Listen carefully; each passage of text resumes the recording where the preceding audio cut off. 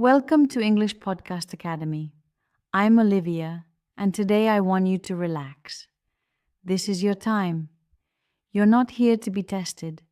You're here to grow, and you don't need to do it all at once. Just one word, one sentence, one quiet step at a time. Today's question is simple. Can you understand English that happens in real life? Not textbook English, not perfect English, just natural English, used by real people in real places. You don't need to understand everything. You just need to listen and feel the rhythm. Let me tell you about Ella. Ella had just moved to a new city to study art. Everything was new streets, new faces, and a language she was still learning to use confidently. She felt both excited and a little nervous each day. One afternoon, after class, she decided to visit a small café near her school. The sign outside said, "Fresh coffee, friendly faces," and she smiled, hoping the second part would be true. She stepped inside. It was warm and cozy, with soft music playing and the smell of roasted coffee beans in the air.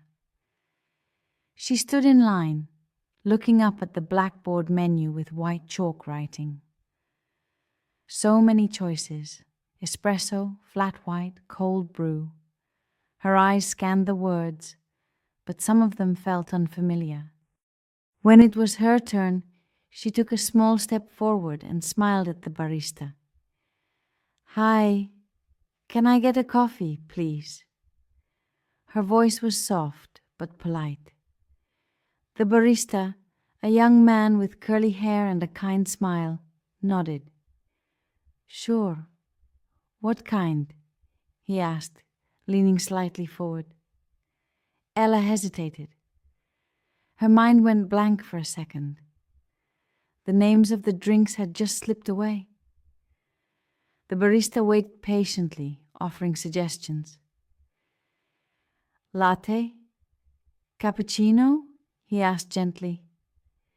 Ella let out a quiet laugh and said, Latte, please."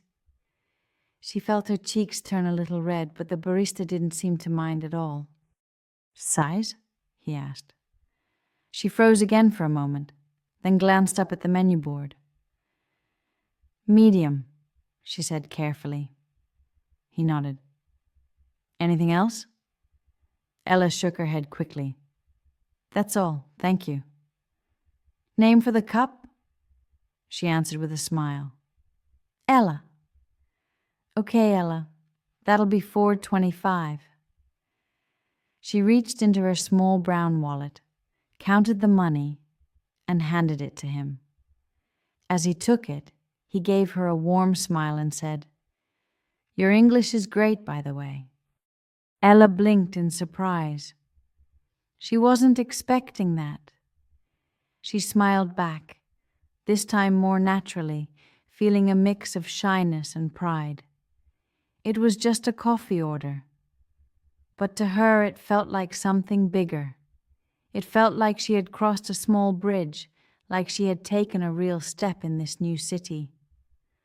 Later that day, she went to the supermarket to buy a few things: milk, fruit, some snacks. At the checkout, a young cashier scanned her items. "Hi, how are you?" he asked with a friendly tone. Ella didn't hesitate this time. "I'm good, thank you. How are you?" "Doing well," he replied. "Do you need a bag?" "Yes, please," she answered with a small nod.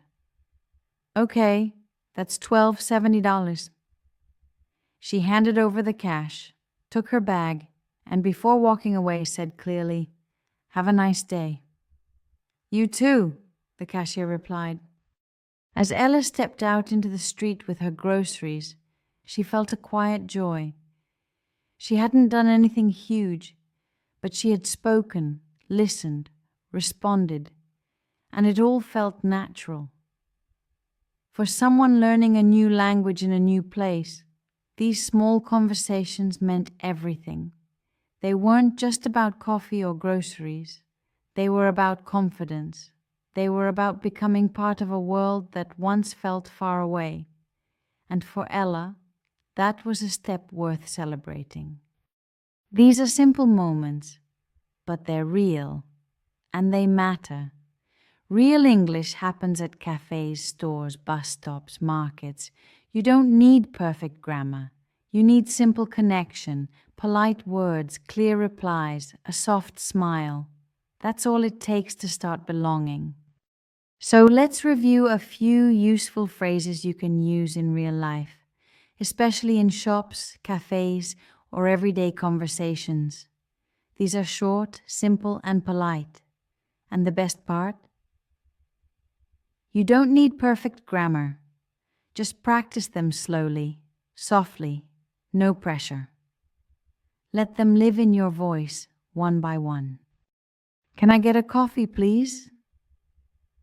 This is a polite way to ask for something. You can change coffee to anything. Can I get a sandwich, please? Or, can I get a ticket, please? It's soft and respectful. You're not demanding. You're asking kindly. What kind? This is a question you might hear after asking for something general. If you ask for coffee, the person might want to know the type. Latte, cappuccino, espresso. You can also hear this in other places. Can I get a tea? What kind? Green tea, black tea? It helps keep the conversation going. Medium, please. A simple way to say the size you want. Small, medium, or large. You can also say this for other things, like popcorn at the movies or drinks at a restaurant. It's short, but clear. That's all. Thank you. When you're done ordering or asking for something, this is how you end politely. It means, I don't want anything else. And always saying thank you is a sign of kindness. How are you? A very common greeting.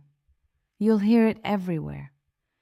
You don't have to give a long answer. Just say, I'm good, thank you. Or, I'm fine. Then you can ask back, how are you? Do you need a bag? This is something you'll hear at a shop or supermarket. They want to know if you want them to put your things in a plastic or paper bag. You can answer, yes, please, or no, thank you. Have a nice day. A polite and friendly way to say goodbye. You can say it to the cashier, the barista, or anyone you talk to. It's simple, but it makes people smile.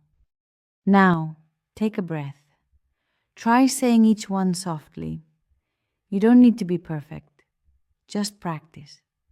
Say it in your room, on a walk, or whisper it in your mind when you're waiting in line. These words will become part of you, and soon you'll use them without thinking. You don't need to know every word in English. You just need to know enough to be kind, to ask, to answer, to connect. And you're already doing that. If this podcast helped you feel more ready for real life in English, like it. Comment with one phrase you'll try this week, and subscribe for more slow, honest English with me. You're doing better than you think, and real English is already part of you.